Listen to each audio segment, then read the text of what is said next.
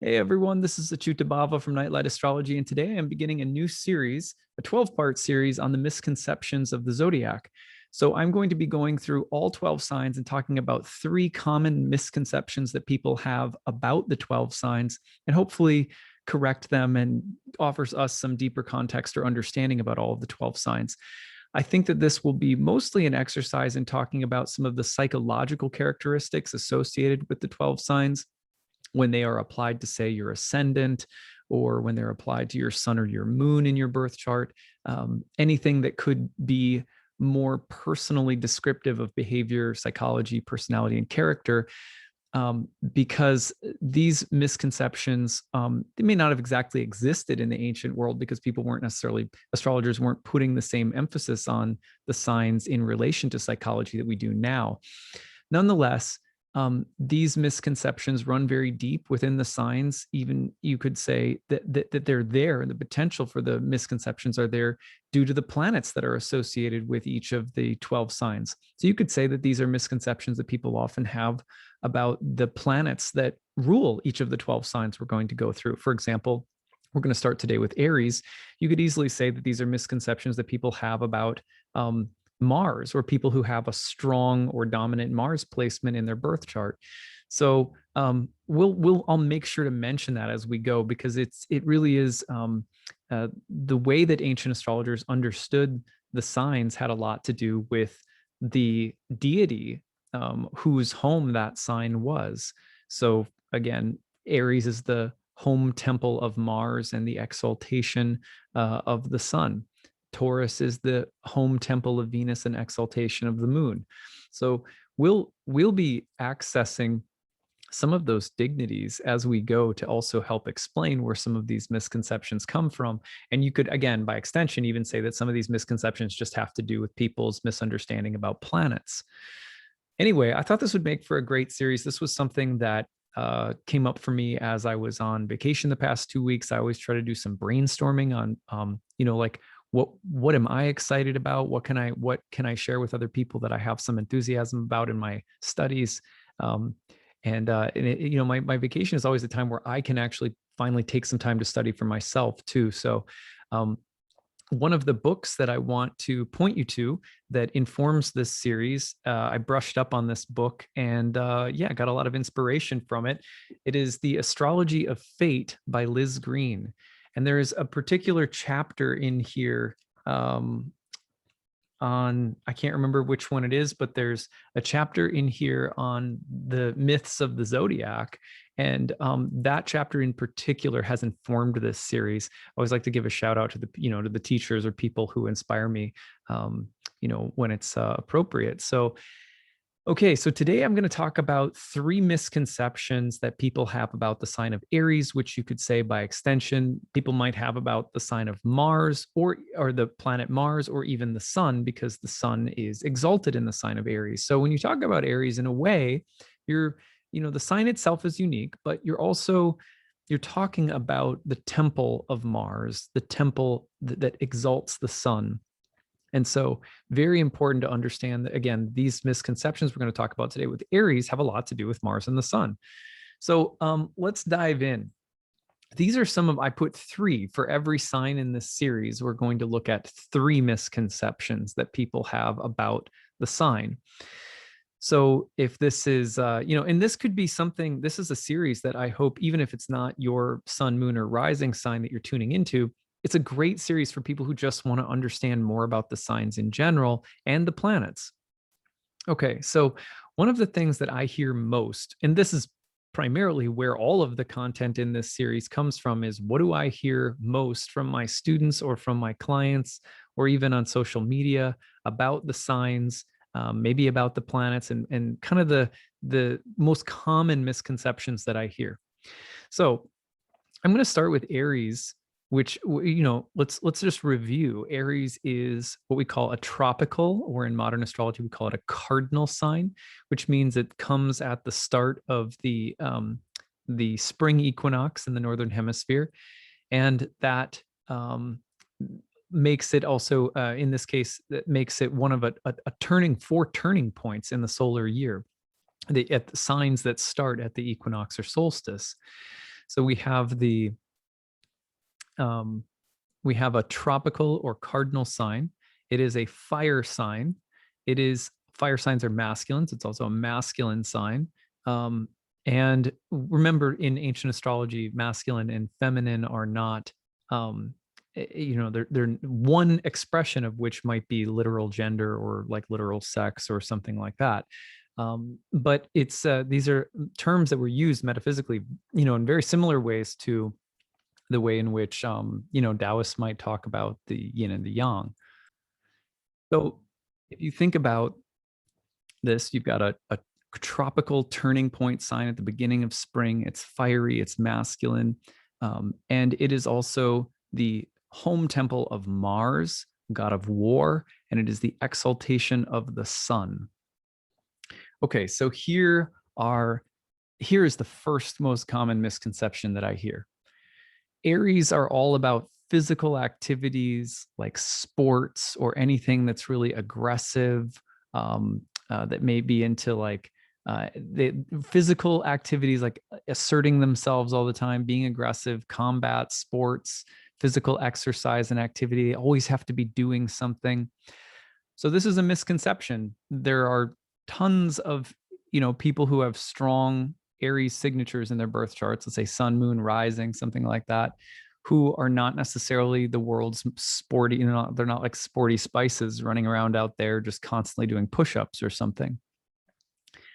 So this to me is one of them. And of course, there's some truth to it. It's a Mars ruled sign. It's a spring sign. It's a youthful sign. It's a fire sign. There can definitely be, one manifestation could be someone who's very active, aggressive, likes sports, likes being out there doing things, likes adrenaline. Okay, those are some of the things that, they fit, but there's definitely, it's a kind of misconception that people have.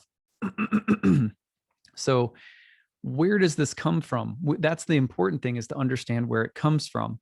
Now, I did a little digging because I think it's important. What does a misconception mean? Well, if you take the idea of to misconceive something, it would be basically to misunderstand something through faulty reasoning or logic. But also, if you look at the word conceive itself, of course, it means to take in and hold.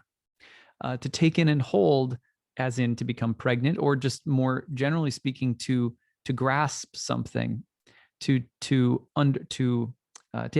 in and hold, or to grasp. So we're taking in and we're holding, we're grasping one small little piece of what Aries is about when we say something like that. It's important to understand why it's true and also why it's only one little sliver of truth, because otherwise we'll hold it, we'll take it in, and we'll think we've grasped the whole thing. So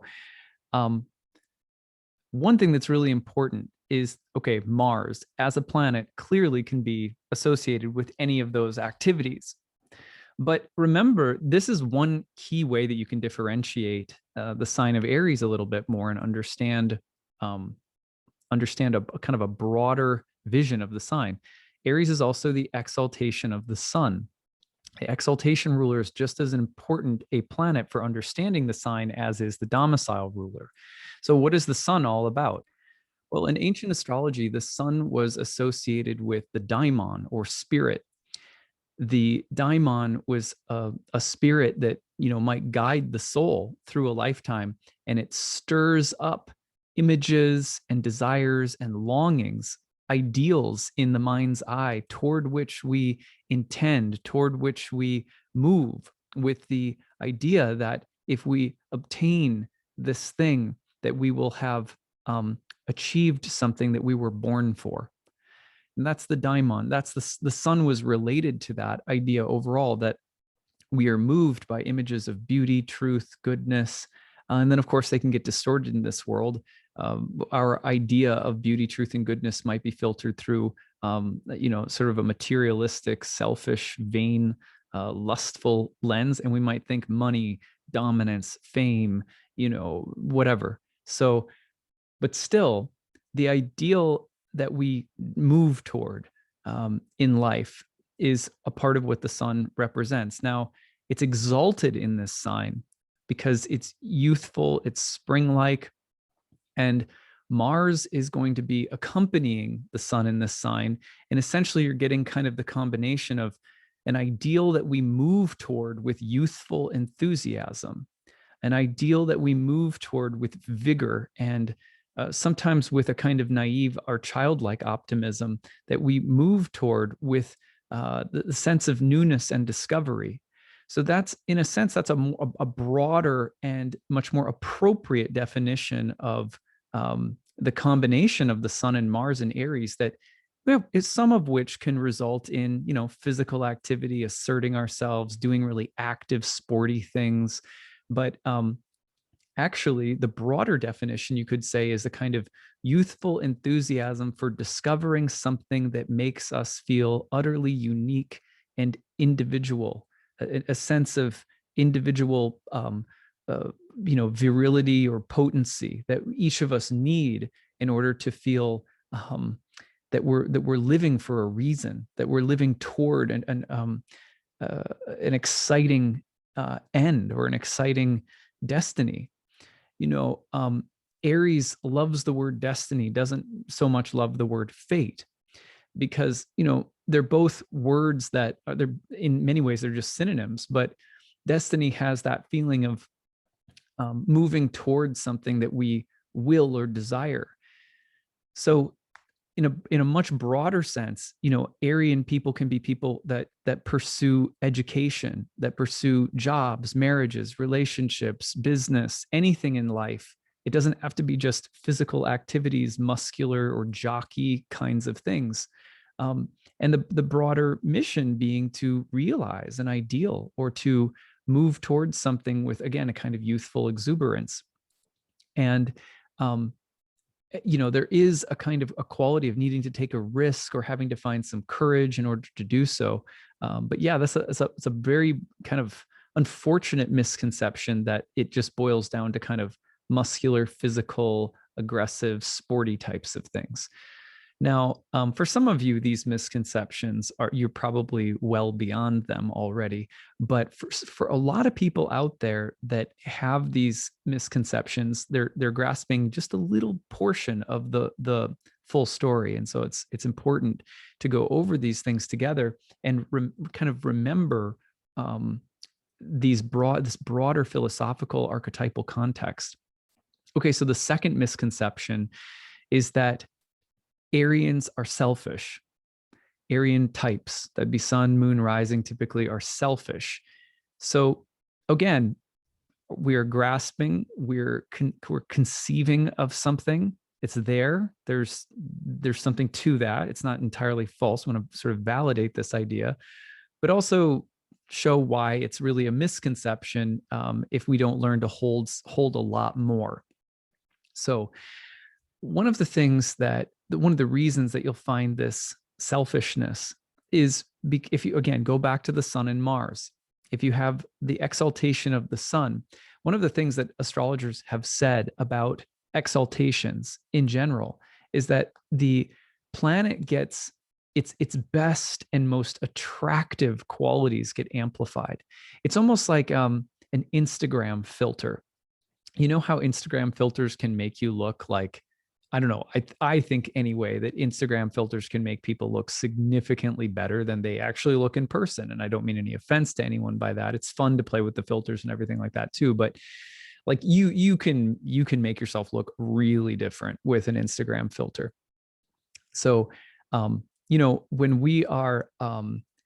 we're thinking about an exalted planet, like the sun, it's like, oh my God, the sun, it's noble, it's royal, it's dignified, it's heroic.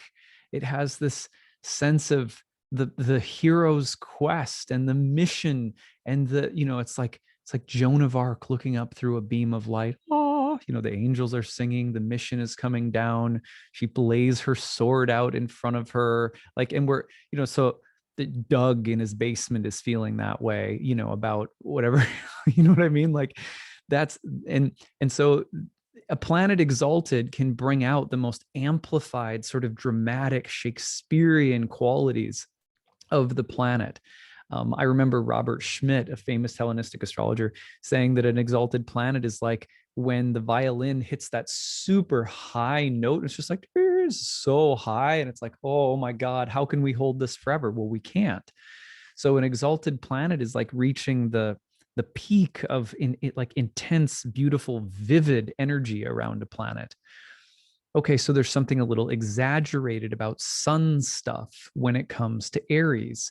Well, that exaggeration is necessary paired with Mars to go and pursue with youthful enthusiasm our own individuality, something that makes our life unique, a calling, a quest, a mission, a sense of purpose, to individuate, as Carl Jung would say, right? We need some sense of the goal being like lofty and sort of absurdly bright and compelling.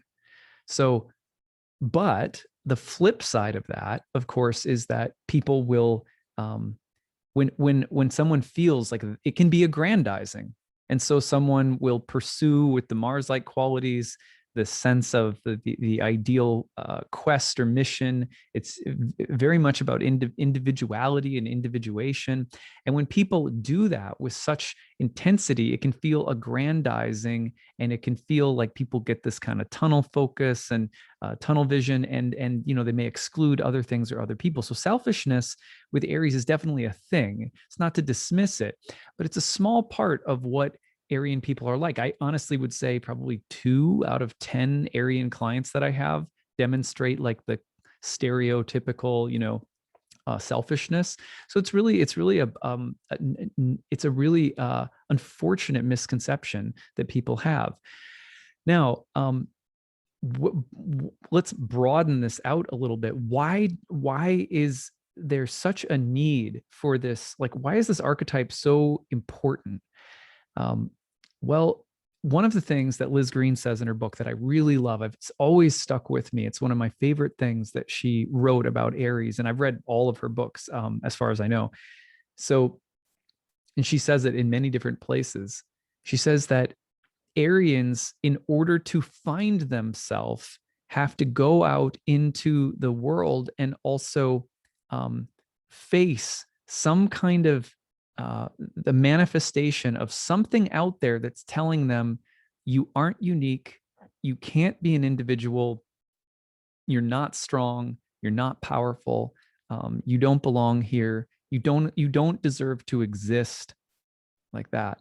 And often that'll become their father, or God, or the universe, or some kind of authority, and they will need to challenge, fight, and sort of push back and assert themselves and struggle with whatever whatever shape the complex takes.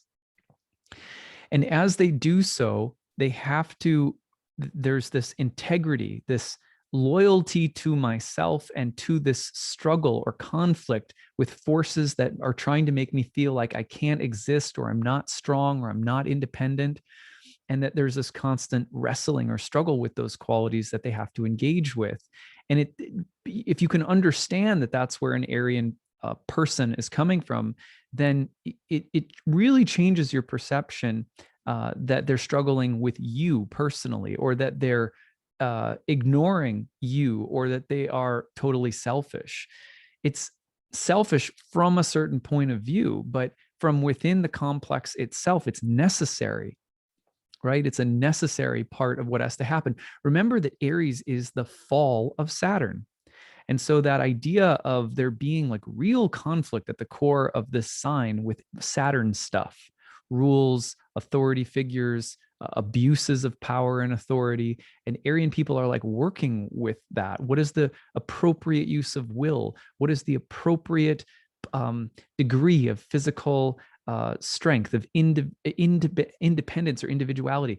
You may think, oh, this person's selfish, but actually what they're trying to figure out a lot of the times is how to be strong without being a doormat, or how to be strong without dominating other people and making other people my doormat, or how to be considerate and noble without becoming someone else's. So those are real tensions that Aryan people are working with, and that doesn't mean that they aren't deeply sensitive, deeply caring, deeply concerned with others. It's just that's their curriculum, So Aryans are selfish. Pretty big misconception most of the time. Um, if you understand the kind of mythos, so the archetype, it's a lot easier to have compassion and to see that a thing that goes a huge distance with Aryan people is don't take it personally. Don't take things personally with Aryans, and you'll find that Aryans are excited to be your they're loyal, good, solid, caring companions in life. My wife has 3 planets in Aries. I would say one of my best friends in the whole world is an Aries sun. And as a Cancer, the interesting thing, you'll often find that Cancerian people and Aryan people have this magnetic connection between them. And one of the reasons for that is that they're often mirrors of what each person needs. Okay, you need a little bit more softness, a little bit more care, a little bit more nurturing qualities. Oh, you need a little bit more, independence, individuality. You need to overcome some kind of neediness. Remember, Mars is in its fall in the sign of Cancer. Aries, of course, being a place where Mars is quite comfortable. So and lots of signs are like that too, where if you really want to understand why signs tend to get along in the ways that they do when we're talking about personality descriptions, a lot of it comes down to really deeply understanding some of the core archetypal signatures. Because if you only operate on the level of these common misconceptions, it's fun for memes. You know what I mean? Like it's fun meme activity, but it doesn't get to the heart of what's really going on. Okay, so the last one is that Aryans are domineering. So they're only physical, they're selfish, and they like to just dominate and win. Okay, they like to dominate, or they like to win, or something like that, but kind of with a negative connotation. Well, we're going back to some of the exact same themes. One of the things that this is a shadow side for Aryans, but it doesn't usually start that way. So let's go back to this idea that an Aryan has to engage with the projected, the complex of a nasty or powerful authority figure that's domineering, that wants to put their heel on you and tell you you don't have the right to exist. You're not powerful. You're not important. You're not relevant. You don't have your own individual spirit. And a lot of the times, it's not that an Aries is born with power and courage and risk taking and strength and assertiveness in spades. No, they're born having to develop or cultivate those things specifically because they don't have them. One of the big misconceptions in general that people have about astrology is that your chart tells you how you are.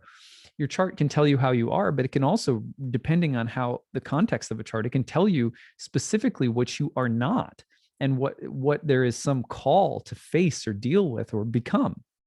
So there's always a tension between that in terms of how we read charts, because it's not always clear which one is which. Oh, someone's born with a Mars in the first house and they'll be the most timid person you've ever met. You're going, what's this? Well, when they turn 35, when they turn 40, suddenly it's like a light goes on, and they have to suddenly they're really grappling with Mars and incorporating it into their personality. Before then, it was projected out into the world somewhere as a fear.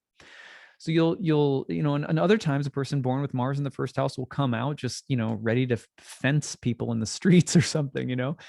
So it's not always easy to tell, but a lot of the times the Aryan person needs to develop the courage, fight off the monsters, whoever they might be. Oftentimes for Aryans, it will indeed take the role of a Saturnine figure, a fallen Saturnine figure, like a bad father or a tyrannical religious authority, or something that it's kind of unjust expression of power and authority. Okay, so the Aryan person is often going out and kind of learning to overcome or face those things, develop a sense of individual potency and a sense of individual calling or mission. Okay, but as they overcome challenge after challenge and develop a sense of confidence, strength, they can become prone to, it's not that it's like a guarantee, but one of the shadows is that they can become prone to becoming the very fallen picture of authority that they had to fight or overcome. And some people are born with that karma already in place, so that it's not that they're developing courage and kind of individuating. It's that they come in with like a overly developed sense of power and strength that needs to be humbled. So sometimes you will encounter that, or a person after succeeding a lot will develop a kind of haughtiness, or they'll become the very tyrannical, a picture of the same tyrannical force that they had to face and meet on a way to becoming more confident in themselves. So that's always a danger. But remember that generally speaking, the idea that Aries are domineering is A, it's not true, and B, it only tends to be the case if someone, well, here's the secret, in my opinion. This is something that Liz Green says in a lot of her books too, and I've noticed it with a lot of Arian clients over my years of doing astrology. As long as an Arian person is, the more that they succeed and the more that they grow strong and confident through facing challenges in life and so forth, if they're able to do that while still maintaining a healthy reverence for authority outside of themselves or bigger than themselves, the universe, the gods, wise teachers, a family member that embodies wisdom on some level, even being able to look at your own child and say, you are my teacher. On some days you're my teacher. If they're not, in other words, if an Aries can rise up and become individually potent and face different kinds of oppressive forces while not thinking, well, I'm the only authority, or I have no reverence or respect for authority, or my power is only solid so long as I stay kind of like punching distance from anyone and anything that could be an authority trying to tell me who I am or what to do. The best Arian people that I know are people that, as they grow, as they individuate, the initial kind of youthful resistance to authority, which is archetypally natural, matures, and it also develops the capacity to have a healthy respect for healthy authority or healthy strength or power outside of oneself. And actually, most of the Arian clients that I work with develop that. It's like it's not a problem. So this idea that Aries are domineering or always out to win or something like that is true in very few cases, because in my opinion, people are good. Like, I'm so fortunate to work with people who are just good souls. And I see more often than not that people learn these lessons, and that life has a way of really helping us learn these lessons too. So at any rate, I hope you enjoyed this talk today about, the 3 misconceptions about the sign of Aries. I'll be going into these somewhat regularly, throwing them in the mix. So we'll do Taurus next, and we'll go all the way through. I hope that you enjoy them. Feel free to talk about the sign of Aries and your experience of it. What other kinds of misconceptions or stereotypes have you heard of? Remember the word misconceive. This would mean to grasp incompletely due to faulty reasoning or logic. So if we hold on to only partial truths, these and their misconceptions like this, it can really dumb down. I mean, when you explain things like this, or at least when they've been explained like this to me by by teachers and so forth, like, isn't it just so satisfying to you go, when you hear this, you just go like, yeah, like these are some deep truths about Aries. And so the little misconceptions they're just like little decor at the top. You're getting into the essence of the thing and realizing there's so much more there. And it's so satisfying. And people will like to learn astrology so much more if they learn these kinds of things about the signs, as opposed to, quick, snappy things like Aries, like sports, they like to win, they're selfish, or whatever the case might be. So props to all my Aries people out there. Love you. Hope you guys are having a good week. We'll be back for the astrology of August tomorrow and horoscopes on Friday. Take it easy, everyone. Bye.